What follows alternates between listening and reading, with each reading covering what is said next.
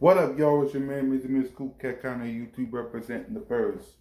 We are about to listen to Howie Roseman's press conference with Nick Sirianni. I watched it earlier and I was 50-50 on it. Howie Roseman? Hold on. Unmute. Volume up. We're supposed to start this in the morning. Sorry for the little delay. I first want to start off by thanking Coach Peterson. You know, Coach for 5 years, 3 playoff appearances, the first Super Bowl championship in the history of our football team. Partnering with him, seeing his leadership through good times and bad, just really appreciative of him and his contributions to our football team. Looking forward to celebrating our championship going forward with him and his family for years to come. Carson. When we drafted Carson in 2016, we dreamed of a moment where he'd play like an MVP and help us win a championship. He did both those things. Very appreciative of his contributions to us. Volume up. With the trade we made, we felt like it was in the best interest of both parties and wished him and his family the best in Indianapolis. We was also parted ways with other players. Deshaun Jackson, one of the greatest receivers in the history of our team. Alshon Jeffrey, which without him, we'd have never had a Super Bowl championship. Malik Jackson, great leader, heck of a player for us, and other veterans that we thank them for their time here in Philadelphia and wish them and their families the best. As we transition to 2021, it was really important that we started by retaining Kelsey and BG. Not only were they Pro Bowl players last year, but they're culture setters for us. And as we go forward with 19 draft picks in the next 2 years, we need great players and great people. So we started the offseason with keeping them in mind. Finally, we spent the last few months with this new coaching staff. Coach and his staff are all ball all the time. They love talking about players, they love talking about the scheme, and it's been really fun. We know we have a lot of work to do. We climbed the mountain once. Our goal is to climb it again, and that started over the last month. Before we continue, let's talk about the additions that the Eagles have added. And then we're going to talk about this press conference. First off, the Eagles have taken safety Andrew Adams, and they also taken defensive tackle Higgins Ridgeway. So that's what the Eagles have done. Now, as for the press conference that we're about to play, because I watched it earlier, 50-50 on it. 50-50 on it.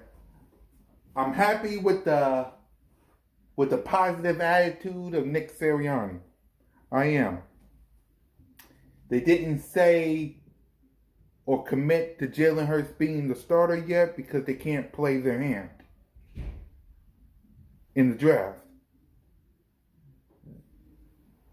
They, as you heard, they think Carson Wentz and Doug Peterson. They talked about Carson Wentz exclusively, which you're going to hear in a minute. They talked about trading for Zach Ertz. The trade has got to be right in order for that. Let's hear the rest of this. Time's yours. All right, we'll open it up to questions. So we'll get started with John McMullen and then Jamie Apodi. Hey, Howie and Nick, but for Howie, I think last time we kind of talked with you, to put a bow on the Carson thing, you kind of mentioned what you went through to acquire him, couldn't imagine being without him. Can you kind of tell us what changed in the process leading up to the trade? A lot of honest conversations with him and his representative about where he was and the feeling that maybe it was best to kind of move on. And we told him that it would have to work out for both sides. And I think that that's what the trade is with Indy. You know, it's a win-win trade for them, the player that they're getting, and for us, the opportunity not only to get the picks, but really to reset us going forward from a cap perspective. Go ahead, Jamie, and then Bo. Howie, it feels like it wasn't that long ago that this team was on the mountaintop, as you said, and won the Super Bowl. And now with Carson gone and Doug Peterson gone, it feels publicly like you are taking a lot of the blame for this falling apart. Do you think that's fair? I don't know if fair is a consideration. I think it's the nature of the job, and I think we have a tremendous fan base that's very passionate. I'm proud about a lot of things we've done here, but I also feel like we had a terrible year. We won 4 games, and I'm certainly part of that, and I got to wear that as well. I do feel like we have the people in place to do the right things again and climb that mountain again and get to the top. Bo and then Ruben. By the way, the reason Carson Wentz wanted to be traded, because he said it in his press conference, is because he was benched. That's when he knew that he didn't want to be here in Philly. Just want to add that. I'd like to ask both of you guys about Jalen Hurts, I guess. Howie, what is your evaluation of Jalen's rookie year, and do you view him as a starter? And then for Coach, you've said that you want to build the offense around the strengths of your players. So as you go about building out this scheme this offseason, are you building it with Jalen in mind? They didn't commit to him because they didn't want to play his hand in the draft. Their hands in the draft. Yeah, I think that when people start talking about Jalen, the first thing that they go to is his athleticism and his strength as a runner, and I don't know that that's necessarily fair. This is a guy who completed over 70% of his passes at Oklahoma. He's got a feel for the passing game. He's got a plus arm. And I think he's going to continue to get better and better. When you look at those 4 games, I think I watched Coach say this, and I think it was the best way to describe it. He's only got 4 starts, and there's a huge room for him to continue to improve from a player who had 4 starts. So we're excited about the ability that he has and his opportunity to grow and to kind of be with this coaching staff and their ability to get their hands on him and help him become the player that he's got talent to become. Yeah, as far as building the system, like when in Indianapolis, we had 3 different starting quarterbacks each year, right? So that those teams had similarities in their offenses, but minor differences just because every quarterback did something a little bit different. That's no different here, right? So we feel like good offensive football is catering to your players, particularly first and foremost your quarterback. So of course we're looking at different things that fit our offensive scheme, but then also what our quarterbacks do well. And right now our quarterback on our team, all right, we have 1 quarterback on our team. So Just one. Thinking about Jalen and the things that he does well, what he did well at Alabama, what he did well at Oklahoma, what he did well last year when he was here. And we're thinking about through those things and how we can make him as successful as we possibly can. That's the plan. Even though they didn't commit to him. Hey guys, hope you're well and your families are well. Question for Howie. There's been a lot said and a lot reported about Mr. Lurie's involvement in personnel. And I just wanted to ask you your comfort level with Mr. Lurie's involvement in that kind of thing. And has it changed, and are you comfortable with it?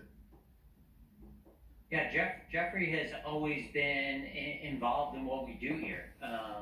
He's always been one to ask us questions and to really challenge us and to make sure that we're doing the right things. And I don't see how that's changed really over the past couple of years. And very comfortable with his role here and very appreciative of his role here. Jeff, and then Tim McManus. Howie, there was a report earlier this month that Jeffrey Lurie told you to prioritize Hurts' success and, as opposed to creating a true quarterback competition. Could you remark on that comment, confirm or deny it? And what is the plan for quarterback? I know obviously you're not going to give us exact details, but are you scouring the trade market, the free agent market, and is the draft a possibility number 6? I hope not, but yeah, like Coach said, and he reminds me daily, we only have 1 quarterback on our roster. Jalen So Hurts. it's definitely not going to stay that way. And we've always tried to value that position and to have depth at that position. And I don't see any of that changing here as we go forward. That's nothing that we would be comfortable with. We want to have a really strong quarterback room. We feel like we have incredible coaches on the offensive side of the ball and defensive side of the ball who can maximize quarterback play. And so we're going to look at the free agent market, we're going to look at the trade market, and we're certainly going to look at the draft to try to strengthen that position. And can you comment on the ESPN report? We have not been told to do anything other than to try to strengthen the football team and make sure that we're doing the right things now and going forward. Go ahead, Tim, and then Jimmy Kempson. And Nick, I'm curious how much you've been able to sort of dive into the rookie quarterback class, watching the film, and what do you see? What stands out? Yeah, that's something that we do every day here. We're working in the morning on scheme and on things that offensive installs with coaches. In the afternoon, we're evaluating players. One of my favorite things to do is evaluate players, and quarterback's no different. We that's been a position: quarterback, wide receiver, defensive back. I get to do offense and defense now. How exciting is that? That I'm able to watch the entire draft. And so, like I said, quarterback's no different. We've evaluated quarterbacks in the draft, and there's a lot of good prospects out there. And so, just really getting to work and evaluating all positions has been our goal in the afternoons here on a daily basis. Go ahead, Jimmy, and then Zach Berman. Yeah, most draft experts believe that this quarterback class will produce 5 first-rounders and that 4 of them will likely go top 10. Would you agree with those assessments? And then where does this top 5 group of Lawrence, Wilson, Fields, Lance, Jones rank compared to other quarterback classes that you have evaluated? In my opinion, I don't want them to draft a quarterback. In my opinion, I don't think they need to draft a quarterback. But that's just my opinion. Well, I don't know if the evaluation, it's not complete right now. We haven't had a chance to see all those guys throw live. We haven't completed our evaluations of all of them. But when you talk about how many quarterbacks will go in the first round, I don't think there's any question about it. That's all I can give you guys. But I'll talk to you guys more about this later on. Nick Sirianni said he loved the wide receiver core, but we would need more. Thoughts are, I'm 50-50 on the press. A lot of Carson Wentz wouldn't give out details of what happened. I love Nick Sirianni's enthusiasm.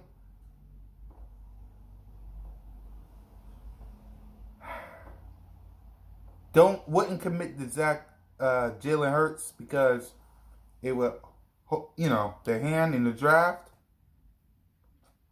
And we'll see where we go from there. But it felt like a normal press conference. To me. It felt like a normal press conference. So I'll give it a B. But that's the best I can do. We'll talk about more on a later date. Birds and fly, Eagles fly.